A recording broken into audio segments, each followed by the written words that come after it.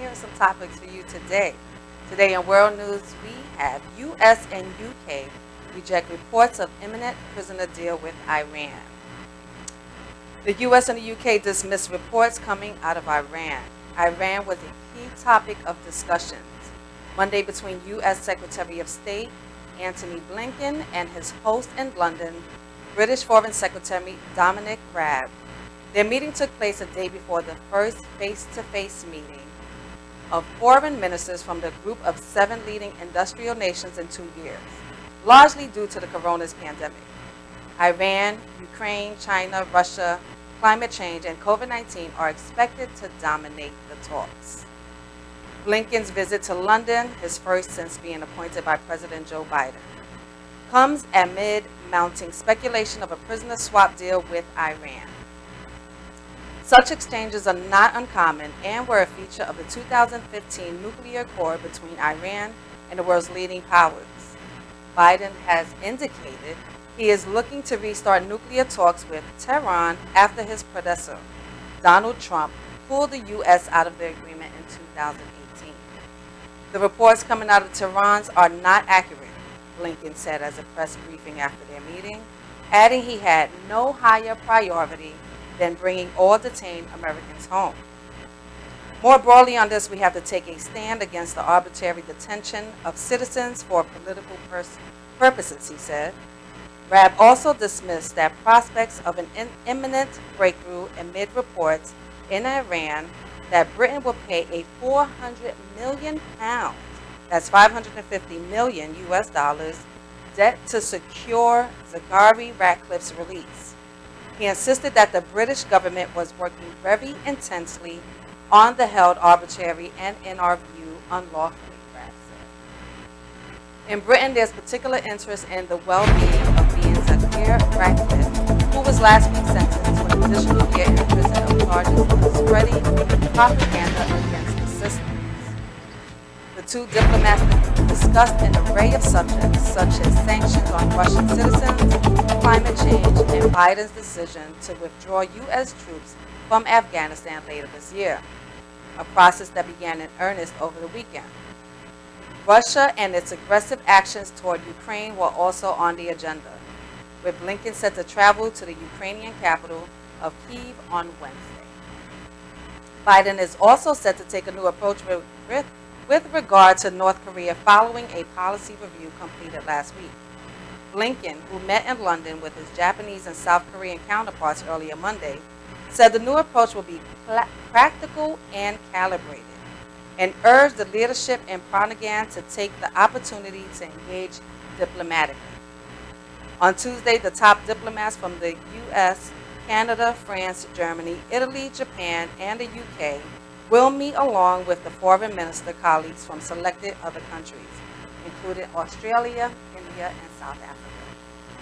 Ahead of the gathering, German Foreign Minister Heiko Maas warned that the authoritarian states around the world are trying to play us against each other, and that the breaches of international law have become commonplace. It is important that we hold our values of democracy, state of law, human rights, and a global order based on rules against them, united and credibly, he said. And that is news on the U.S. and the U.K. And about a third of Mexicans show exposure to coronavirus. In Mexico City, as many 1/3 of Mexicans have been exposed to the coronavirus by the end of 2020, according to a study of random blood samples taken between February and December. Antibodies were found in 33.5% of samples from blood banks and medical laboratory tests in Mexico unrelated to COVID-19. The levels varied according to regions. The high exposure rate was in the Northwest, from Baja California to Chihuahua. The lowest was in western states at 26.6. In general areas along the U.S. at higher rates. Authorities have suggested that with almost 350,000 virus deaths related and about 40 million Mexicans exposed to the virus, the mortality rate could be just under 1%.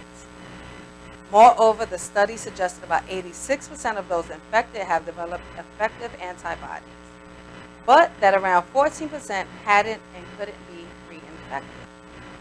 Mexican authorities also announced that they detected 3 cases of the South African variant on Tuesday.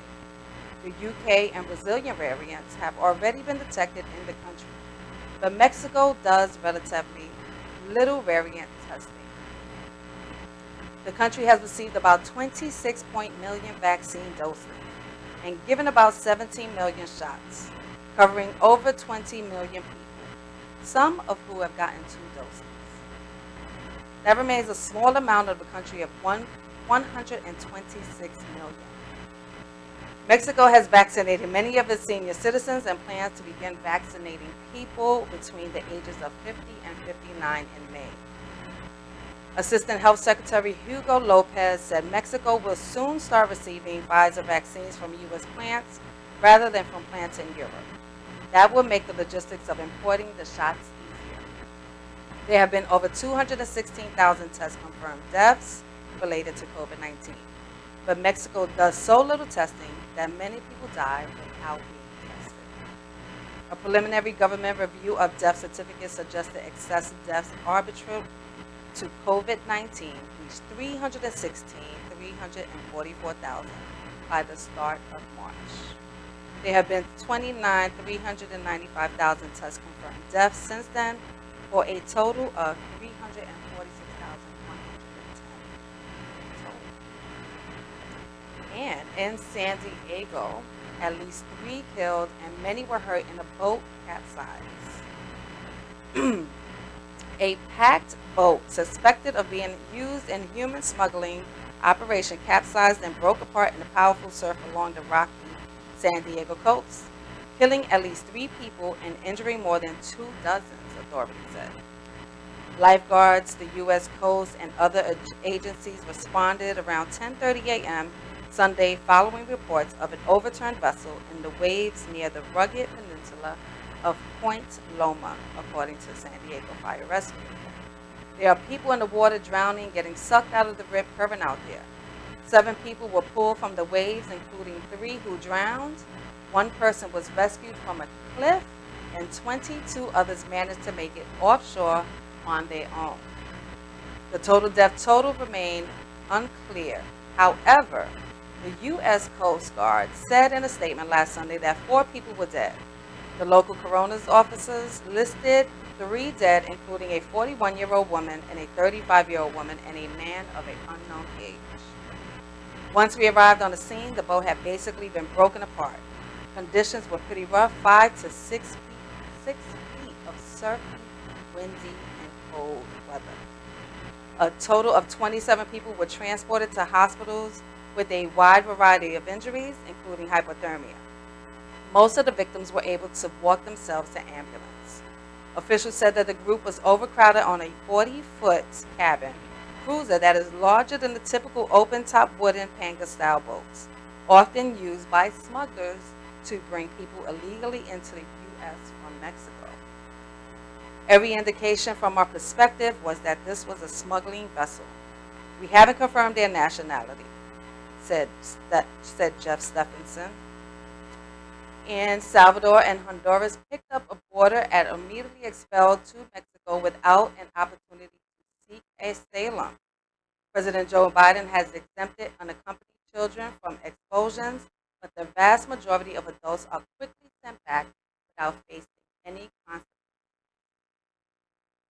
Border Patrol agents went to hospitals to interview survivors of the capsizing, including the boat's captain, who Stephenson described as a suspected smuggler.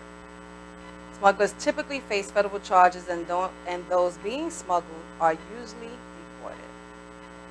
San Diego Fire Rescue Department spokesman Jose said when he arrived on the scene near the Cabrillo National Monument, there was a large debris field of splintered wood and other items in the choppy waters.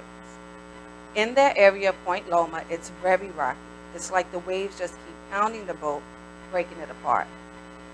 There were life preservers on board, but it wasn't known how many or whether any passengers were wearing them.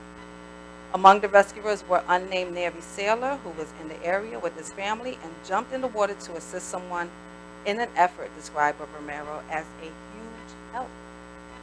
Officials believe everyone on board was accounted for right away, but crews in boats and aircrafts continued to search the area for several hours for other possible survivors.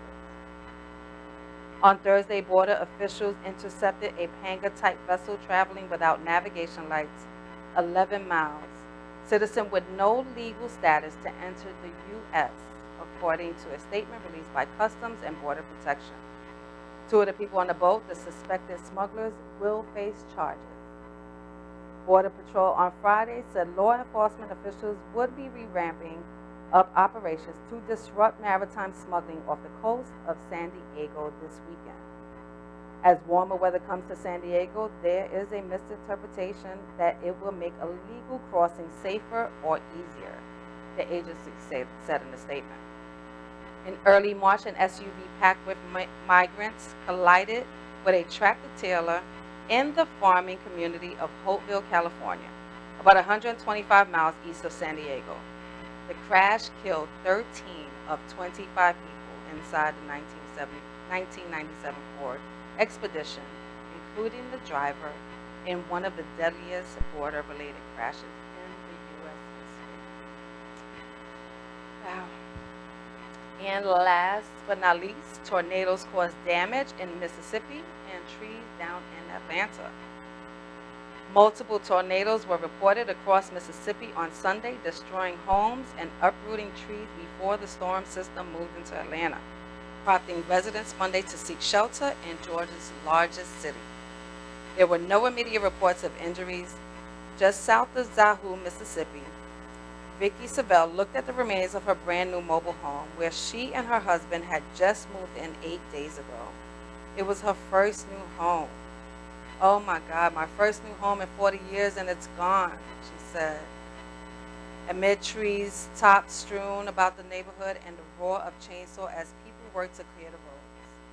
Savelle had been away from home attending church, but her husband Nathan had been driving home and hunkered down in front of his truck at the home nearby was destroyed. From there, he watched his new home blow past him. Nearby, Gary McGinty recalled being at home listening to birds chirping, then dead silence. He looked outside and saw a dark, ominous cloud and took shelter in the hallway, he said. He survived, but trees slammed into his carport, 2 vehicles, and the side of his house. A line of severe storms rolled through the state Sunday afternoon and into the nighttime hours. Late Sunday, a tornado emergency was declared for Tupelo and surrounding areas. Meteorologists urged residents to take cover. Damage has been reported in the city of Tupelo, the mayor's office said in a Facebook post just before 11 p.m. Emergency crews are currently assessing the degree of damage. Please do not get out and drive. There were multiple reports of damage to homes on Elvis Presley Drive, just down the street from the home where the famed singer was born. Presley was born in a two-room house in the Tupelo neighborhood where there was no indications that this historic home sustained damage. It's now a museum.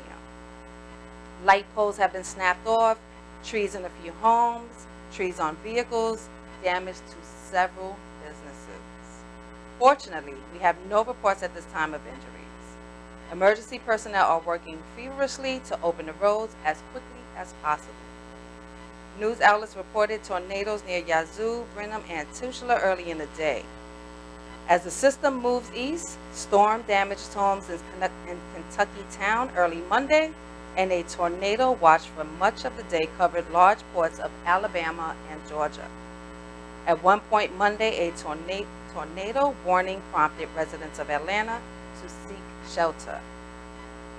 In Atlanta, police late Monday morning were responding to a call of a tree down the house on the city's west side. Atlanta police spokesman Anthony Grant said there were no immediate reports of injuries, and it is just please to be safe and stay home and stay covered as this tornado passes by.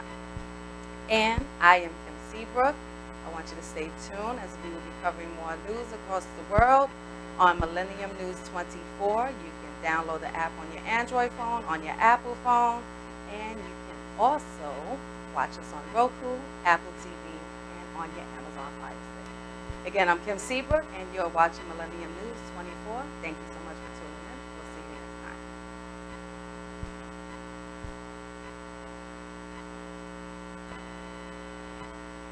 Okay.